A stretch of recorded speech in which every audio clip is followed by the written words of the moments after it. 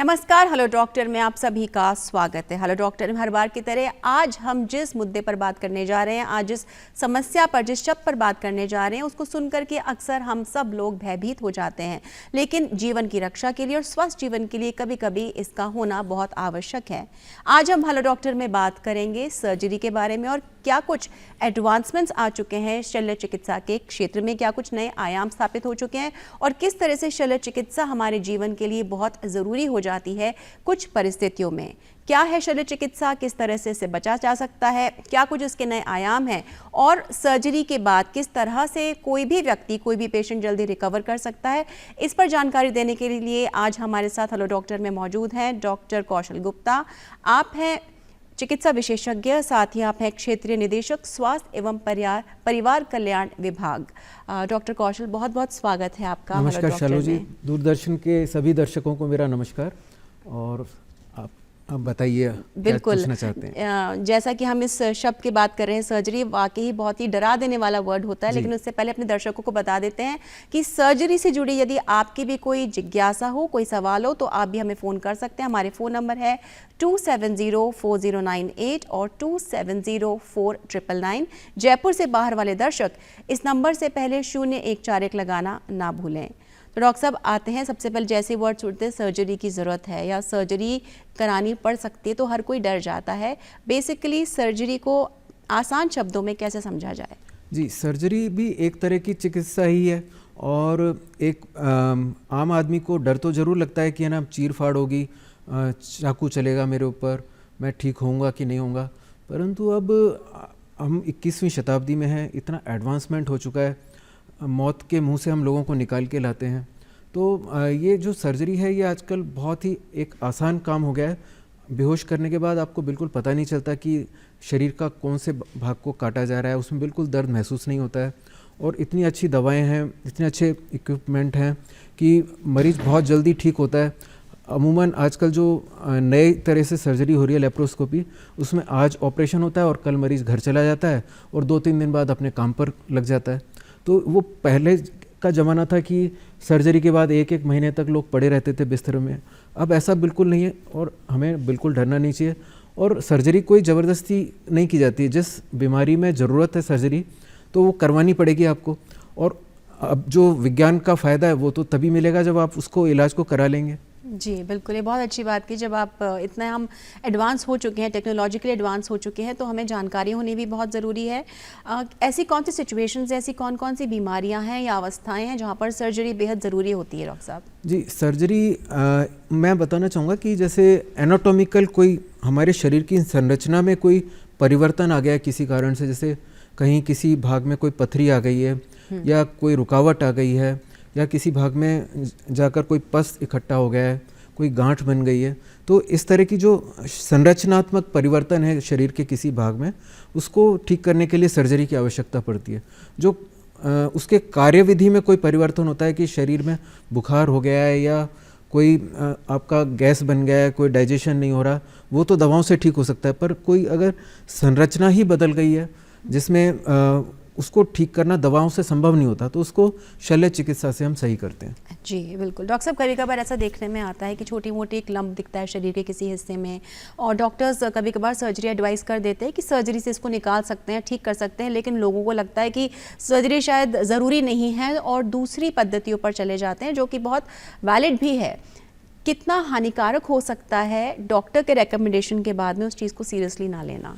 जी, अगर आपको डॉक्टर ने पूरा डायग्नोसिस करके और सर्जरी के लिए एडवाइस किया है और उसको आपको डॉक्टर अमूमन बता भी देता है कि आप नहीं कराएंगे तो क्या रिस्क हो सकती है इसके साथ और करा लेंगे तो क्या फ़ायदा होगा आपको, और आप डॉक्टर के पास जाते हैं तो अपनी परेशानी लेकर जाते हैं कि मेरे ये पेट में गांठ हो गई है, मेरे इससे दर्द होता है पेट में, मेरा खाना हजम नहीं होता है, पेट में गोला घूमता है, आपकी ये सारी परेशानी है, आपने डॉक्टर को बताई है, उसने उसका निदान किया, लेटेस्ट जो तकनीकें हैं, MRI की होगी, अल्ट्रासाउंड किया होगा, CT स्कैन किया होगा, एक्सरे जांच की होगी, उसके बाद उसने आपको बताया कि आपके इस भाग में ये गांठ है या पथरी है या ये बीमारी है, तो अब उसने उसको पूरा आपको खोल के बता दिया डॉक्टर ने कि ये चीज़ है आपके और इसको निकालने से आपको ये फ़ायदा होगा। तब आप जानबूझकर, आप सब कुछ समझने के बाद अगर आप उसको उस इलाज को छोड़ते हैं तो मैं सोचता हूँ कि एक मूर्खता होगी कि आप खुद इस चीज़ को समझ गए आप कि ये है मेरे अंदर और आप उसको नहीं कराना चाह रहे, और आप कराना क्या चाह रहे हैं, आप अगर किसी नीम हकीम के पास जाना चाह रहे हैं, कोई झाड़ फूंक करवाना चाह रहे हैं, तो उसको आप खुद ही समझ सकते हैं कि मैंने जैसे बताया कि कोई एनाटॉमिकल मतलब संरचना में जो परिवर्तन आ गया वो झाड़ फूंक से ठीक नहीं हो सकता। ये उसी तरह से जैसे कि जादूगर आपको हाथ की सफाई करके कोई चीज़ गायब तो कर सकता है, पर वो एक्चुअली तो गायब नहीं करता है। तो ये झाड़ फूंक वाले भी ऐसा कुछ नहीं कर सकते कि उसको ठीक कर दें। वो हाथ की सफाई से आपको थोड़ा बहला फुसला सकते हैं कुछ समय के लिए, पर आप ये सोचिए कि आपका एक गोल्डन पीरियड होता है किसी बीमारी को ठीक करने का, वो गोल्डन पीरियड इस चक्कर में आपका निकल जाता है। कोई कैंसर होता है वो फर्स्ट स्टेज से निकल के थर्ड या फोर्थ स्टेज में पहुंच जाता है, तब आप उस डॉक्टर के पास जब वापस जाते हैं तो फिर वो डॉक्टर भी कई बार लाचार होकर हाथ खड़े कर देता है कि अब मैं कुछ नहीं कर सकता इसमें। जी बिल्कुल। डॉक्टर साहब, सर्जरी से पहले कोई भी व्यक्ति जो है उसे किस तरह के सिम्टम्स फील होते हैं? जैसा मैंने बात की, जो आसपास मैंने देखा है लंप सा महसूस होता है, ऐसी कौन सी सिचुएशंस होती हैं जब डॉक्टर को दिखाना चाहिए और डॉक्टर सर्जरी रेकमेंड करते हैं?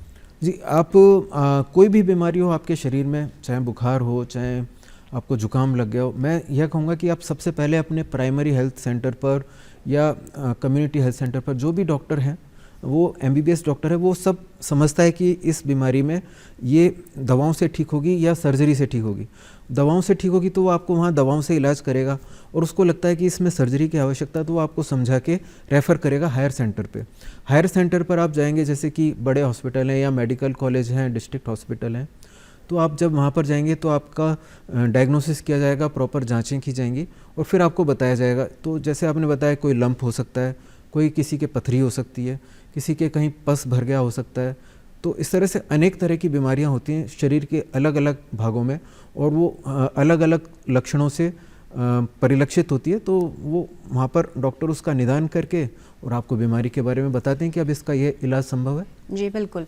तो यदि आपको भी आपके शरीर के अंदर कुछ अलग महसूस हो रहा है, किसी प्रकार का दर्द हो रहा है, कहीं कहीं गांठ फील हो रही है, या कुछ ऐसा है जो नॉर्मल जीवन से हटकर आप महसूस कर रहे हैं, तो खुद किसी प्रकार की चिकित्सा ना लें। जैसा कि डॉक्टर साहब ने कहा, किसी भी हेल्थ सेंटर पे जाएं, प्राइमरी हेल्थ सेंटर पे जाएं, वहाँ पर अपनी जाँच कराएँ और जाँच के बाद ही किसी निष्कर्ष पर पहुँचे। डॉक्टर साहब, हमने दर्शकों को एक बार फिर से बता देते हैं कि जो लोग हमसे अभी जुड़े, आप हमें फ़ोन कर सकते हैं। हमारे साथ हैं डॉक्टर कौशल गुप्ता। आप एक वरिष्ठ सर्जन हैं और आप हमें फ़ोन कर सकते हैं। हमारे फ़ोन नंबर है 2704098 और 2704999। डॉक्टर साहब, सर्जरीज़ में भी बहुत एडवांसमेंट्स आ चुके हैं। एक ज़माना था जब वो ना देखते थे हम टीवी में, पुरानी फिल्मों में भी किस तरह से वो सिजर्स और नाइफ और इतना रिस्की और सीरियस दिखाते थे। आज भी वही प्रोसीजर यूज़ होता है? किस तरह के उसमें लेटेस्ट एडवांसमेंट्स आ गए हैं? जी, सर्जरी तो जैसे आपने कहा कि हमेशा ही कुछ एक मरीजों के लिए या लोगों के लिए, आम जनता के लिए तनाव का विषय है, और जैसे कि पहले मूवीज़ में भी दिखाया जाता था, अब उस तरह का तो नहीं है। अब एडवांस्ड आपके सारे इक्विपमेंट हैं, लेप्रोस्कोपी से ऑपरेशन होने लगे हैं, रोबोटिक ऑपरेशन होने लगे हैं, तो एडवांसमेंट हुआ है। पर सर्जरी की सीरियसनेस तो है अभी भी। ऐसा हम नहीं कह सकते कि सभी सर्जरियां बिल्कुल रिस्क फ्री हैं। अगर 100 केस होंगे तो उसमें हो सकता है एक केस में कुछ कॉम्प्लिकेशन भी हो सकता है किसी एक केस में सर्जरी सफल ना हो और कोई और नेक्स्ट सर्जरी करनी पड़े, उसके बाद दूसरी तीसरी सर्जरी की आवश्यकता भी कई बार पड़ती है। तो सर्जरी हमेशा ही एक जटिल विषय है, इसमें कॉम्प्लिकेशंस भी होते हैं, पर उनको डील करने की जो मतलब उसको निपटने की जो ताकत है वो आज हम में अधिक है पहले से, और पहले से सर्वाइवल रेट जो है सर्जरी की पेशेंट्स की वो बहुत इम्प्रूव हुई है। चाहे एनेस्थीसिया कहिए कि एनेस्थीसिया में इतनी एडवांस्ड टेक्निक्स आ गई हैं, इतने अच्छे एनेस्थेटिस्ट अवेलेबल हैं कि मरीज ऑपरेशन थिएटर से बाहर आता है और तुरंत होश में आ जाता है। जबकि पहले जब सर्जरी होती थी तो सुबह ऑपरेशन हुआ, शाम को पेशेंट होश में आता था। अब इतने अच्छे एंटीबायोटिक्स अवेलेबल हैं कि आपके पूरे शरीर में सेप्सिस है, पस का जहर फैल गया तो पर उसको एंटीबायोटिक से कवर किया जा सकता है। इतने अच्छे वेंटिलेटर्स और कार्डियक मॉनिटर्स आईसीयू में उपलब्ध होते हैं और ट्रेंड स्टाफ होता है जो कि आपकी देखभाल करता है। तो संभावना ये रहती है कि अब आप ज़्यादा सुविधा से और ठीक हो जाएंगे और आपके घर चले जाएंगे। पहले से जो कंडीशन है वो डेफिनेटली 100% इम्प्रूव हुई है, परंतु हम ये नहीं कह सकते कि अभी भी बिल्कुल रिस्क नहीं है। कहीं ना कहीं डॉक्टर्स अपना ख्याल रखते हैं, लेकिन मरीजों को और उसके अटेंडेंट जो उनके अटेंडेंट्स हैं उन्हें भी बहुत ध्यान रखना चाहिए। सर्जरीज को हम ब्रॉडली कैटेगराइज करें तो कहाँ कौन कौन सी सर्जरीज होती हैं? क्योंकि एक सर्जरी जो बहुत कॉमन सोशल मीडिया पे आजकल चल रही है, हम देखते रहते हैं, वो है कॉस्मेटिक सर्जरी, और लोगों को उससे डर भी नहीं लगता। लेकिन अगर शरीर के हिस्से में कुछ हो जाता है तो हमें इतने सेकंड थॉट्स होते हैं, सेकंड ओपिनियंस होते हैं। तो ब्रॉडली कैटेगराइज करें तो कितनी टाइप की सर्जरीज होती हैं और किस तरह से उनको डील किया जाता है सर? शरीर के सभी भागों को अगर हम करें तो सब स्पेशलिटी में डिवाइड करके, जैसे ऊपर से हम सिर से चालू करें, न्यूरो सर्जरी हो गया, आपके दिमाग का ऑपरेशन करते हैं वो लोग, दिमाग में कोई भी गिठान है। आँख का आई सर्जन होता है, ENT सर्जन होता है, नाक कान गले का ऑपरेशन करता है। आपके ऑन्कोलॉजी के सर्जन अलग होते हैं, कैंसर विशेषज्ञ सर्जन होते हैं। इसके अलावा आपके हार्ट के सर्जन होते हैं, मतलब जो चेस्ट का ऑपरेशन करते हैं, CTVS बोलते हैं, कार्डियोथोरेसिक एंड वास्कुलर सर्जन, ये आपके हार्ट और लंग्स का ऑपरेशन करते हैं। इसके बाद पेट का ऑपरेशन गैस्ट्रो सर्जन, ये एक सब स्पेशलिटी डेवलप हो गई है जो कि पेट के ही ऑपरेशन करते हैं। इसके अलावा आपके शरीर में और भी कई, जैसे अब हड्डियां टूट गई उसका ऑपरेशन है वो ऑर्थोपेडिक सर्जन करेगा। आपके चर्म स्किन में कोई प्रॉब्लम है, कॉस्मेटिक जैसे आपने बताया, तो प्लास्टिक सर्जन उसका ऑपरेशन करेगा।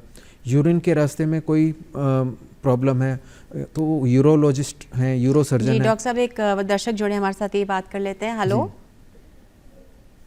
हेलो।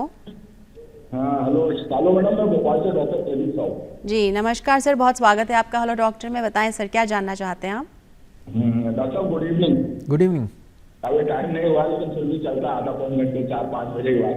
मैं ये डॉक्टर चाहता हूँ कि सर्जरी में जो होती है अलग अलग टाइप के ऑर्गन की अलग अलग सर्जरी होती है, तो एक तो सर्जरी के पहले क्या मेजर लेने चाहिए या क्या प्रिकॉशंस या क्या स्टेप्स लेनी चाहिए अलग अलग सर्जरी में। दूसरी बात है, सर्जरी के बाद पोस्ट सर्जरी प्रिकॉशन अलग अलग सर्जरी, अलग अलग ऑर्गन की सर्जरी में किस तरह की लेने चाहिए, ये बताइए थोड़ा।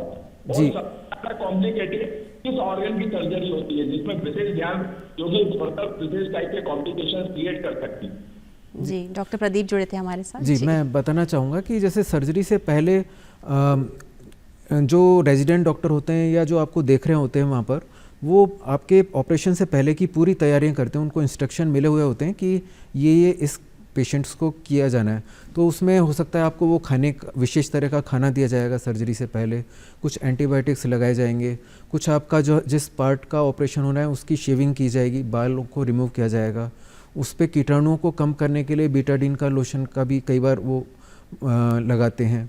और आपको टेटनस का इंजेक्शन भी कई बार दिया जाता है कि सर्जरी से पहले। तो इस तरह से, और कुछ पेन की मेडिसिन भी कई बार सर्जरी से पहले दे दी जाती हैं कि सर्जरी के दौरान और उसके बाद में आपको दर्द महसूस ना हो। तो इस तरह से सर्जरी से पहले कई तैयारियां की जाती हैं। और ऐसे ही सर्जरी के बाद जो आपका रेजिडेंट डॉक्टर है या जो भी सर्जन देख रहे हैं, वो आपको विशेष तरह के पोजीशन में रखना है। उस पोजीशन को मेंटेन रखने के लिए जो भी आपके तकिए लगाने हैं या जो भी करना है वो करते हैं। बेड की पोजीशन है उसको सेट करते हैं वो लोग। इसके अलावा उनको सब ज्ञान होता है कि किस तरह के एंटीबायोटिक्स दिए जाने हैं, किस तरह का कितना IV फ्लूइड यानी पानी की जो ड्रिप लगाई जाती है वो किस तरह की लगाई जानी है, कितनी लगानी है, वो उनको इंस्ट्रक्शंस होते हैं। और आपको किस टाइम खाना अलाउ करना है, किस टाइम आपको यूरिन के लिए पास करने के लिए ले जाना है, कब आपको मोशन करवाना है, और फिर आपकी उसके बाद में ड्रेसिंग कब होनी है, ड्रेसिंग में क्या सामान लगाया जाना है, वो सब उसके इंस्ट्रक्शंस होते हैं और उसके अनुसार पोस्ट ऑपरेटिव केयर की जाती है।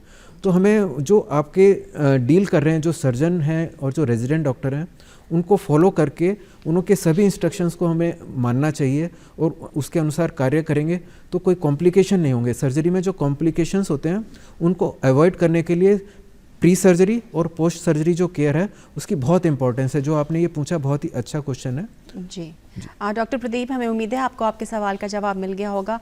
डॉक्टर कौशल, अक्सर जो बहुत कॉमन हम सुनने में आता है वो होता है गॉल ब्लैडर या पथरी या अपेंडिक्स। क्या फ़र्क है इनमें, किस तरह से इनको डील किया जाता है, ख़ासतौर से जब एडवांसमेंट्स इतने आ गए हैं? क्या कुछ प्रक्रिया रहती है और कितनी जल्दी मरीज़ ठीक हो जाते हैं? जी, गॉल ब्लैडर का जैसे आपने बताया कोलिसिस्टाइटिस होता है या कोलिलिथेसिस होता है। गॉल स्टोन की वजह से जब गॉल ब्लैडर में सूजन हो जाता है तो पेशेंट को अपने शरीर के पेट में और राइट अपर पार्ट में पेन महसूस होता है, और वो पेन जो होता है उसके साथ में कई बार वॉमिटिंग आती है, उसके साथ बुखार रहता है उसको। तो ये लक्षण होते हैं। तो जब वो डॉक्टर के पास जाता है तो डॉक्टर क्लिनिकली देखता है, उसको एग्जामिन करता है, उसे महसूस होता है कि इस भाग में इसके सूजन है, तो उसका अल्ट्रासाउंड करके वो पता करते हैं कि वास्तव में क्या प्रॉब्लम है। तो उनको पता चल जाता है कि भाई इसमें पथरी है, और इस तरह की पथरी है, इतनी पथरी है, और सूजन साथ में है, उसके साथ में कोई पस है, या उसके अंदर वो जो पित्त की थैली है वो फट तो नहीं गई। तो इस तरह का सभी जो नॉलेज है वो सोनोग्राफी से पता चलता है।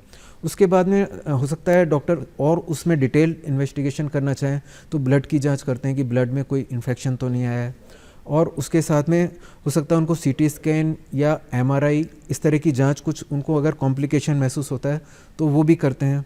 उन जांचों के बाद में जब उनको पता चलता है कि इसको गॉल स्टोन्स की वजह से प्रॉब्लम है और इसको निकालना है, तो वो इसको कोलेसिस्टेक्टमी का ऑपरेशन कहते हैं, वो कोलेसिस्टेक्टमी का ऑपरेशन किया जाता है। तो ये गॉल ब्लैडर के लिए होता है। और इसके बाद में आप को खाने पीने में कोई प्रॉब्लम नहीं होती।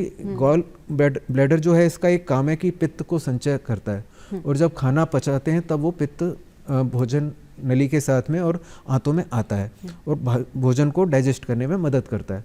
तो जब हम गॉल ब्लैडर को निकाल देते हैं तो कोई प्रॉब्लम नहीं होती, क्योंकि ये जो काम है पित्त का स्टोरेज ये लिवर में होने लगता है, और वो लिवर वही काम करता है जो गॉल ब्लैडर कर रहा होता है। तो गॉल ब्लैडर के ऑपरेशन के बाद किसी को कोई प्रॉब्लम नहीं होती जी। ऐसे आपने पूछा अपेंडिक्स के लिए, तो अपेंडिक्स में भी जब सूजन होता है तो अपेंडिसाइटिस कहते हैं इसे। इस कंडीशन में भी वही पेन, बुखार और वॉमिटिंग ये होता है ना, और साथ में टेम्परेचर, बुखार होने लगता है। तो और ये शरीर हमारा जो पेट है इसके सीधे साइड में नीचे की तरफ इसका दर्द होता है। तो ये स्टार्ट जो होता है वो अम्बलाइकस यानी नाभि के आसपास होता है और बाद में शिफ्ट वहाँ हो जाता है। तो ये डॉक्टर देखकर उसको जज कर लेते हैं कि ये इस चीज़ का पेन है। वही जैसे मैंने बताया, इसमें भी सारी इन्वेस्टिगेशंस होंगी और पता चलेगा, और अपेंडिक्स को निकाला जाएगा। अपेंडिक्स को नहीं निकालेंगे तो भी प्रॉब्लम हो सकती है कि अपेंडिक्स की नस बस्ट हो सकती है।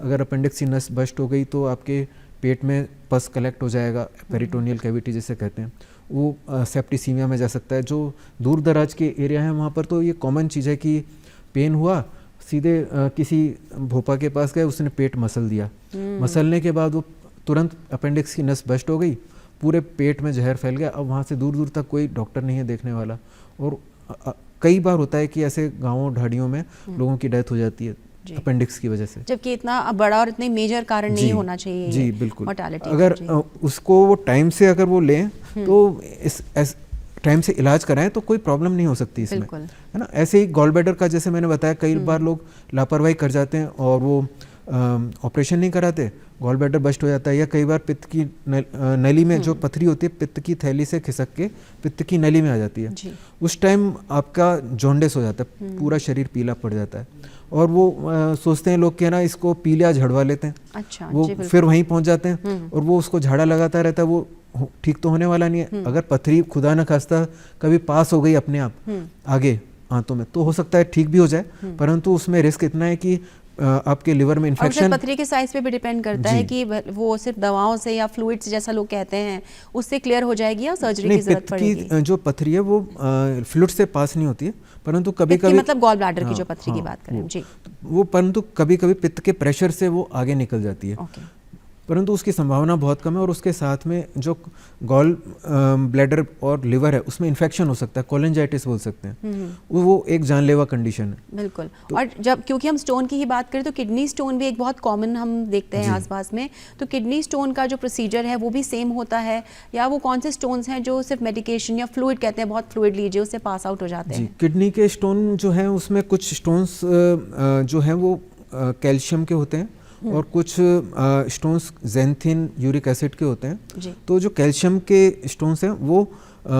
अगर 10 mm से कम है, यानी 1 सेंटीमीटर से कम साइज के हैं, तो वो कई बार टूट के अपने आप पेशाब के रास्ते बाहर निकल जाते हैं। उसके लिए अपन काफ़ी पानी पीते हैं, तो उससे अपन हाइड्रेट रखते हैं तो यूरिन का फ्लो बड़ा रहता है, तो प्रेशर से कई बार वो निकल जाते हैं। पर अगर स्टोन का साइज 1 सेंटीमीटर से बड़ा है तो उसके निकलने की संभावना बहुत कम होती है। तो उसमें हम हमें जो रिस्क है वो यह है कि जब वो स्टोन जाके अटक जाएगा तो इसमें आपके जो किडनी है इसमें सूजन कर देगा, और सूजन करने के बाद में उसमें जो यूरिन है वो इन्फेक्शन हो जाएगा, तो वो किडनी में इन्फेक्शन होकर पस भर जाता है, पायोनेफ्रोसिस कहते हैं। उस टाइम फिर हमें किडनी निकालनी पड़ती है, तो वो भी एक लापरवाही ना करें उस तरह की। और इसमें जो यूरोलॉजिस्ट हैं वो आजकल मतलब इसमें तो जैसे हमने बताया लेप्रोस्कोपी में तो फिर भी पेट में चीरा लगाना पड़ता है, यूरोलॉजिस्ट तो खाली पेशाब के रास्ते ही दूरबीन डाल के उसको पकड़ के निकाल लेते हैं, तो वो रिस्क फ्री ट्रीटमेंट है, आपके चीरा भी नहीं लगाना पड़ रहा और वो निकल जा रही है। या फिर हो सकता है लिथोट्रिप्सी करें तो वो नली भी नहीं डालनी पड़े, अल्ट्रासाउंड वेव्स से उसको तोड़ के निकाल दें। तो कई तरह की फैसिलिटीज़ हैं, अवेलेबल हैं, तो आपको डॉक्टर के पास जाना चाहिए, वो आपको सही एडवाइस देंगे उससे। बिल्कुल, और सबकी जो बॉटम लाइन है वो यही निकल के आ रही है कि यदि आपको कुछ अलग महसूस हो रहा है आपके शरीर में या अपना रेगुलर चेकअप करवाते हैं और कोई बात निकल कर आती है तो उसे हल्के में ना लें, अपने चिकित्सकीय परामर्श लें और डॉक्टर्स जो बताते हैं उस अनुसार ही आप डिसीजन लें, उस अनुसार ही अपनी जीवन शैली में परिवर्तन करें और यदि सर्जरी की ज़रूरत पड़ती है तो उस दिशा में आगे कदम बढ़ाएं। एक और शब्द सर जो हम बहुत कॉमन सुनते हैं वो होता है हर्निया। जी, हर्निया क्या होता है, उसमें भी सर्जरी की ज़रूरत होती है, वो भी ट्रीटेबल होता है, किस तरह से समझ सकते हैं? जी, हर्निया जो है वो आपके जो पेट की एब्डोमिनल वॉल बोलते हैं हम इसे, इसमें वीकनेस की वजह से जो इंटेस्टाइन है वो बाहर निकलने लगती है, उसमें एक होल बन जाता है और उसमें से बाहर निकलने लगती है, तो उसको हम हर्निया बोलते हैं।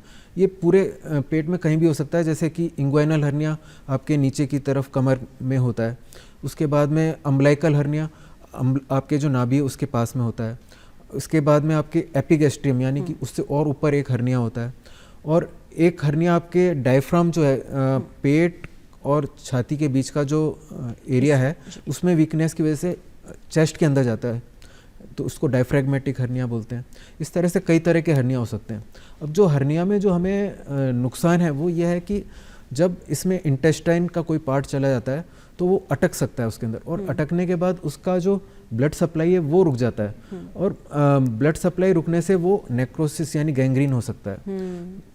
तो एक तो इनकार्सरेटेड हर्निया हो गया, मतलब कि वो इंटेस्टाइन जाके फंस गई तो उसमें से जो इंटेस्टाइन के कंटेंट है वो मूव नहीं हो रहे, तो एक ऑब्स्ट्रक्शन की स्थिति बन जाती है, हाथों में रुकावट, पेट फूल जाता है, गैस पास नहीं होती, खा नहीं सकते, उल्टी होती रहती है, तो एक तो ये कंडीशन बन सकती है। दूसरा वो पार्ट जब नेक्रोसिस हो जाएगा, गैंग्रीन हो जाएगा, तो फिर वो शरीर में पॉइजन वाली स्थिति बनेगी, है ना, सेप्सिस बोलते हैं जिसे। तो ये दो स्थितियां उसमें कॉम्प्लिकेशन की तरह बन सकती हैं। तो जब तक आपका हर्निया अंदर जाके बाहर वापस मतलब बाहर निकलता है और वापस अंदर चला जाता है तब तक तो कोई दिक्कत नहीं होती, पर जब वो अटक जाता है तब आपको प्रॉब्लम होती है। तो इसलिए हमें समय रहते इसका भी इलाज करा लेना चाहिए जी, कि वो वाली स्थिति ना बने। जी डॉक्टर साहब, ऐसा कहा जाता है prevention is always better than cure, लेकिन अगर सर्जरी की स्थिति उत्पन्न होती है तो वो हमारे बियॉन्ड होती है। तो हम इतना कर सकते हैं कि सर्जरी अगर हो गई है तो उसके बाद में कोई भी मरीज़ या उसके परिवारजन किस तरह से उसका ख्याल रख सकते हैं कि वो जल्दी दोबारा एक नॉर्मल ज़िंदगी की ओर चले? जी, इसमें जैसे मैंने बताया था प्री पोस्ट ऑपरेटिव केयर, तो वो बहुत इंपॉर्टेंट है। इसके अलावा एक जो बहुत इंपॉर्टेंट चीज़ है वो न्यूट्रिशन। तो न्यूट्रिशन में पेशेंट को आफ्टर सर्जरी एक तो दो चीज़ें हैं, एक तो उसको प्रोटीन्स चाहिए और ब्लड पूरा चाहिए। ब्लड की कमी इसलिए हो जाती है क्योंकि एक तो सर्जरी में ब्लीडिंग होता है थोड़ा, और थोड़ा उस कंडीशन जो पहले कंडीशन है उसकी वजह से उसके शरीर में खून नहीं है। तो अगर डॉक्टर ने कहा है कि ब्लड चढ़ाना पड़ेगा तो पहले ब्लड चढ़वा लें। अगर ब्लड चढ़ाने के बाद भी खून कम है तो डॉक्टर आयरन सप्लीमेंट हैं या कुछ विटामिन सप्लीमेंट है वो देते हैं, वो हमको रेगुलर लेने जिससे कि हमारा खून बढ़ता रहे, क्योंकि ब्लड से आपके शरीर को ऑक्सीजन मिलती है, हीलिंग के लिए ऑक्सीजन मिलेगी तभी वो ठीक होगा, और विटामिन्स हैं जो वो चाहिए। फिर दूसरी चीज़ है प्रोटीन्स, क्योंकि जो बिल्डअप होगा, जो स्किन वापस जुड़ेगी या जो उसमें कोलेजन टिश्यूज बनेंगे उसके लिए प्रोटीन्स चाहिए। तो हमें प्रोटीन्स की डाइट लेनी है, हाई प्रोटीन डाइट। जो वेजिटेरियन लोग हैं वो दाल है या दूध है उसके प्रोडक्ट्स हैं वो लेवें, है ना, और जो नॉन वेजिटेरियन है वो अंडे, मछली, जो भी सुपाच्य है इसमें ये चीज़ ध्यान रखनी है कि वो इजीली डाइजेस्ट हो जाए, ऐसी चीज़ लेनी है। तो प्रोटीन्स की मात्रा अधिक से अधिक लें, और अगर कोई डायबिटिक पेशेंट है तो उसका ध्यान विशेष रखें, क्योंकि उससे इन्फेक्शन होने के चांसेस हैं। अगर डायबिटीज़ बढ़ गई तो फिर वो वुंड में इन्फेक्शन हो गया तो फिर उसका हीलिंग मिस हो जाएगी। तो इस तरह से उसको, और ऐसे ही कोई पेशेंट अगर ब्लड प्रेशर हाई का है, उसका हाई ब्लड प्रेशर रहता है, तो उसको वो कंट्रोल रखने की ज़रूरत है ताकि हीलिंग प्रॉपर हो। तो जो भी आपके साथ में अगर कोई बीमारी है उसका विशेष ध्यान रखना है उस समय। जी जी जी। तो संतुलित आहार जो है वो बहुत ज़रूरी है और जो वो पचने में भी बहुत हल्का हो, शरीर को भारी ना लगे और उसमें जो है फैट कंटेंट जो है उसकी बजाय हमें प्रोटीन और दूसरे विटामिन पे ध्यान देना चाहिए। डॉक्टर साहब, क्योंकि हमने बात स्टोन की है तो, और आपने कहा वो कैल्शियम बढ़ जाता है उस वजह से होता है, तो क्या ऐसा होता है कि जो लोग कैल्शियम सप्लीमेंट लेते हैं या इस तरह के कुछ सप्लीमेंट्स लेते हैं उससे भी स्टोन बन जाता है? कारण क्या है? ऐसा नहीं है। कैल्शियम तो बल्कि हम एक कुछ रिसर्च हुई है जिसमें कि स्टोन्स की अकरेंस को चेक किया गया कैल्शियम के साथ में, तो जिनको कैल्शियम प्रॉपर सप्लीमेंटेशन था उनके स्टोन्स कम बने। अच्छा, क्योंकि कैल्शियम डेफिशिएंसी भी बहुत कॉमन देखी जाती है। जब कैल्शियम की डेफिशिएंसी जब होती है तब स्टोन्स ज़्यादा बनते हैं। तो जो स्टोन्स बनने का कारण है, जैसे गॉल ब्लैडर के अगर स्टोन्स की बात करें तो ये एक तो इसमें कोलेस्ट्रॉल के स्टोन्स होते हैं। तो ये जो हम जंक फूड लेते हैं आजकल, तो इसकी वजह से क्या है कि ना जो पित्त की नली, वो पित्त की थैली वो काम नहीं करती ठीक से और पित्त ज़्यादा बनता है क्योंकि वो खाने में शायद समय लगता है, फैट ज़्यादा होता है उसके अंदर, तो वो कोलेस्ट्रॉल में कन्वर्ट होके वो उसमें आपके गॉल ब्लैडर में आता है। और क्योंकि आप है ना इरेगुलर खाना खाते हैं तो वो कांटेक्ट करता नहीं है, वहाँ पर जो कोलेस्ट्रॉल पड़ा रहता है वो क्रिस्टलाइज होके गांठें बना लेता है, वही पथरी में बाद में कन्वर्ट हो जाती है। तो जंक फूड अवॉइड करना है आपको, हाई फैट डाइट अवॉइड करनी है ना। तो इसके साथ में आप साथ में स्मोकिंग और ड्रिंकिंग भी कई लोग रेगुलर आपको डाइट लेनी है।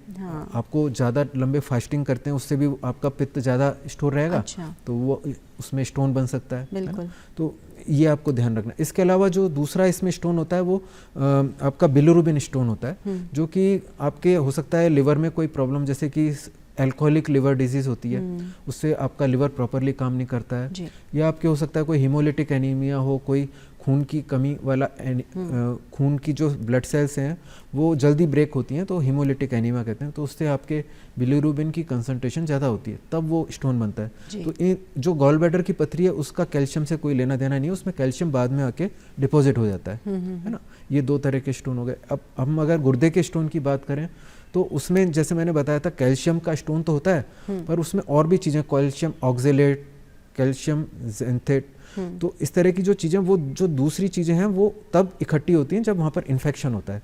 इन्फेक्शन से एक उसका जो न्यूक्लियस है वो बनता है, बैक्टीरिया कह रहा हूँ, और फिर उसके चारों तरफ ये कैल्शियम डिपॉजिट होता है। तो उसका मेन कारण कैल्शियम नहीं है, वो इन्फेक्शन है।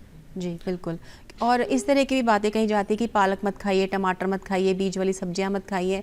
और जब भी स्टोन की खास तौर से बात आती है और सर्जरी की आती है तो कहा जाता है, और घर के बड़े बुजुर्ग भी कहते हैं कि कुछ भी मत खाओ और सिर्फ खिचड़ी खाओ, घी खाओ, दही खाओ। नहीं, तो ऐसा कितना नहीं, सच है? संतुलित भोजन लेना है आपको, ये तो हमेशा ही लेना है और उसमें भी लेना है। परंतु जैसे मैंने बताया कि जब आपके स्टोन बन चुका है जी, तो उस कंडीशन में अगर आपका कैल्शियम एक्सक्रीशन ज़्यादा है, मतलब यूरिन में कैल्शियम ज़्यादा आ रहा है, तो वो स्टोन के साइज को जल्दी बढ़ाएगा। जी, और उसका सप्लीमेंट से कुछ लेना देना नहीं है। जी जी बिल्कुल, क्योंकि तो कई सारी परंतु हम जो कैल्शियम सप्लीमेंट लेते हैं जी, उसमें साथ में विटामिन डी भी होता है, तो वो आपके जो कैल्शियम है उसको बोन्स में डिपॉजिट करता है, ना कि उसको यूरिन में निकलने देता है। जी, तो वो सप्लीमेंट ज़रूरी है क्योंकि हमारा बॉडी काम करेगी तभी जबकि नॉर्मल कैल्शियम आपको शरीर में होगा। बिल्कुल। तो कहीं ना कहीं लाइफस्टाइल मॉडिफिकेशन, लाइफस्टाइल और आपने कहा व्यायाम करना, जंक फूड ना खाना बहुत ज़रूरी है। और यूरिन जो किडनी के स्टोन है उसमें सबसे इम्पोर्टेंट गोल्ड स्टैंडर्ड ये है कि आप ज़्यादा पानी पिएं।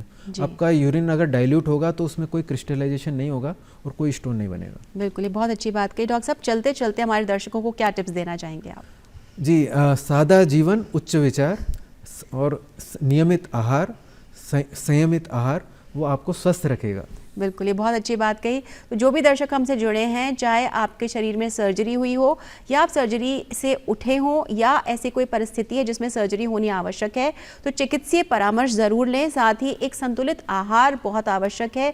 जंक फूड की जो मात्रा है उसे ज़रूर से कम करें, व्यायाम करें, एक्सरसाइज करें, खुश रहें जिससे कि आप स्वस्थ हों। और हेलो डॉक्टर जब आप कहें तो उन्हें सिर्फ ग्रीट करने के लिए कहें, ना कि अपनी किसी परेशानी को लेकर के। डॉक्टर कौशल गुप्ता, आपने हमसे जो बातचीत की, हमें ज़रूर उम्मीद है कि हमारे दर्शक इसे ज़रूर लाभान्वित हुए होंगे। हमसे बात करने के लिए बहुत बहुत धन्यवाद। दर्शकों का भी धन्यवाद।